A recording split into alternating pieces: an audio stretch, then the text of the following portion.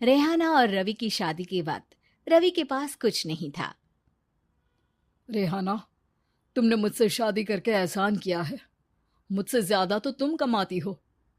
अरे तो क्या हुआ, एक दिन आएगा रवि कि तुम खूब पैसा कमाओगे। मुझे तुम पर पूरा विश्वास है। रवि और रेहाना खुद को स्टैंड करने के लिए पूरी मेहनत करते। रेहाना, मैं नौकरी नहीं करना चाहता हूँ। तो कोई बात नहीं, मैं नौकरी करके घर चलाती हूँ, तुम बिजनेस सेट करने की कोशिश करो। एक दिन रेहाना, तुम जानती हो, मैंने जो विज्ञापन बनाने वाली कंपनी खोली थी ना, उसे बड़ी ब्रांड का ऑफर आया है। अब हम लोगों के दिन ब्यारे न्यारे हो गए हैं। मैं जानती थी रवि कि एक दिन तुम सेटल हो जाओगे। रवि का काम अच्छा चल जाता है। एक दिन वो रेहाना से कहता है, रेहाना, अब हम लोगों का बच्चा भी हो गया है। बहुत छोटा है वो। उसका ख्याल कैसे रखेंगे हम? कैसे क्या, मैं गांव से माँ को लेकर आ जाती हूँ। नौकरी से हाफ डे ले लिया करूंगी। अभी तो वो छोटा है, स्कूल जाने तक मैं मैनेज कर लूंगी। देखो रेहाना, मैं अब अच्छा कमा रहा हूँ। तुमको नौकरी करके परेशान होने की कोई जरूरत नहीं है। अरे कैसी बात कर रहे हैं, मैं अपनी लगी लगाई नौकरी कैसे छोड़ दूं? और मैंने तो सुना है हम लोगों को कुछ ही महीनों में सरकारी नौकरी मिल जाएगी। सरकारी नौकरी में कितना कमा लोगी? उतने में तो मैं ड्राइवर रख लूंगा। रेहाना को रवि की बात का थोड़ा बुरा तो लगता है। कम से कम मेरी नौकरी की इतनी बेइज्जती मत करो। भूल गए, इसी नौकरी के बदौलत तुमने अपना बिजनेस खड़ा किया है। अरे वो तो मैं किसी के भरोसे भी कर लेता। देखो, अपने बच्चे को संभालो, घर का काम करो। अब बाहर जाती तुम अच्छी नहीं लगती हो। रेहाना रवि के कहने पर नौकरी तो छोड़ देती है, लेकिन अब बड़े से घर में उसकी कीमत किसी नौकर से कम नहीं होती। एक दिन रवि का दोस्त आता है। भाभी, हम लोग तो आपको तब से जानते हैं जब से आप लोग शादी होकर इस शहर में आए थे। आपकी बदौलत ही सारा बिजनेस खड़ा हुआ है। ये किस्मत तो आप ही की है भाभी। हाँ हाँ भाई, हमारी मेहनत तो कुछ है ही नहीं। अरे होगी, लेकिन भाभी की किस्मत के आगे कुछ नहीं। दोस्त वहां से चला जाता है, लेकिन रवि का गुस्सा सातवें आसमान में होता है। देखा कैसे बोल रहा था? अरे बिल्कुल अच्छा आदमी नहीं है ये। कैसी बात कर रहे हैं आप? प्रशांत भैया तो बहुत अच्छे इंसान है रवि। कैसे उन्होंने हमारे मुश्किल वक्त में हमारा साथ दिया था। अरे था पैसा तो साथ दिया, नहीं तो कौन पूछता है? रवि का व्यवहार पैसा आते ही अलग हो गया। वो बंदे को बंदा नहीं समझता। घमंड से घिरे रवि ने तो एक दिन हद ही कर दी। रेहाना, मैं अब तुम्हारे साथ नहीं रह सकता हूँ। क्या क्या बकवास कर रहे हो रवि? क्या कहना चाहते हो? और क्यों नहीं रह सकते तुम मेरे साथ? देखो, मुझे कोई और पसंद है, और उसने साथ रहने पर बस यही शर्त रखी है कि मुझे तुम्हें तलाक देना होगा। रेहाना, जो कि एक स्वावलंबी महिला थी, उसने बिना देर किए रवि को कह दिया, कोई इश्यू नहीं, मुझे पैकिंग में 4 दिन का वक्त लगेगा, लेकिन तब तक मैं तुम्हारे साथ नहीं रहूंगी। 4 दिन के लिए तुम कहीं और शिफ्ट हो जाओ, मैं घर से निकलूंगी तो बता दूंगी। रवि घर छोड़कर चला जाता है।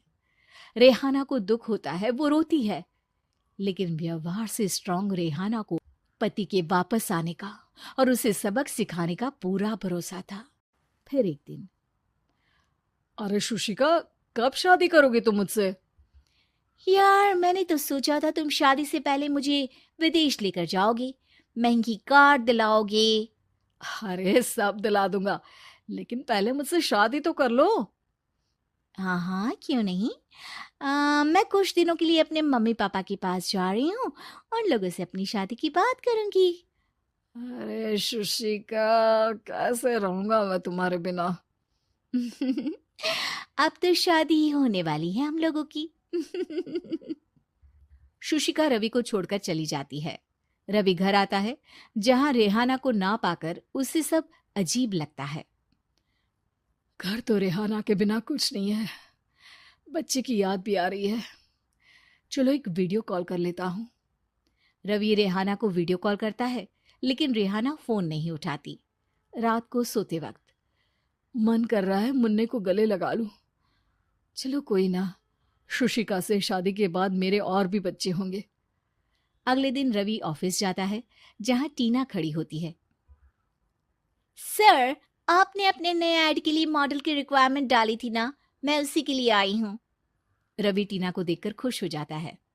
अब शादी हो गई है तुम्हारी?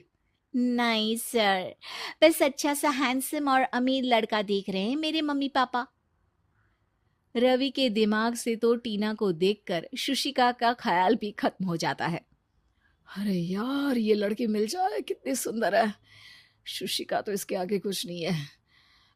आ, अब क्या तुम्हें ऐसा नहीं लगता कि मुझसे मिलकर तुम्हारी ये खोज खत्म हो गई है? आप ना, आप तो 2 बच्चों की पापा लग रहे हैं। अरे नहीं नहीं, मेरी शादी तो हुई थी, लेकिन बीवी को किसी और से प्यार था, मुझे छोड़कर चली गई। खैर, टीना की दोस्ती रवि से हो जाती है, लेकिन 1 महीने बाद शुशिका रवि के पास वापस आती है। मेरे मम्मी पापा तुमसे मिलना चाहते हैं, लेकिन उन लोगों को ये मत बताना कि तुम पहले से शादीशुदा हो, और हाँ, शादी से पहले अपनी सारी प्रॉपर्टी तुमको मेरे नाम करनी होगी। अरे पागल, अब मैं तुमसे शादी ही नहीं करना चाहता। भला ऐसी लालची औरत से कौन शादी करेगा? तभी वहां टीना आ जाती है। रवि, ये पागल सी औरत कौन है? देखो, तुमने ही कह दिया ना पागल, तो पागल ही है।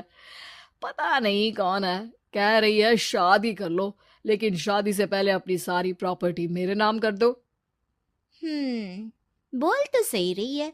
वैसे तुम जानती हो, मेरी एक सहेली है, उसके पति ने उसे पैसा आते ही छोड़ दिया, जबकि उसको खड़ा करने वाली ही मेरी सहेली थी।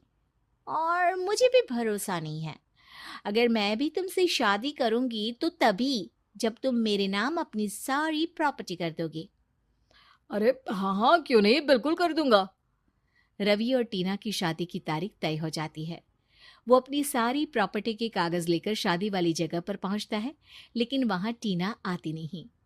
रवि टीना को मैसेज करता है। कहाँ हो? सॉरी, मैं तुमसे शादी नहीं कर सकती, मुझे तुमसे भी ज्यादा पैसे वाला मिल गया। रवि को गुस्सा आ जाता है। वो गुस्से से सारा डेकोरेशन तोड़ रहा होता है कि वहां रेहाना आ जाती है। सर, क्या हो गया?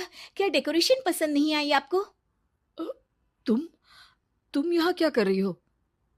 मैं यहाँ की डेकोरेटर हूँ। क्या आपको पसंद नहीं आई यहाँ की सजावट? रवि दौड़कर रेहाना के गले लग जाता है। मुझे माफ कर दो रेहाना।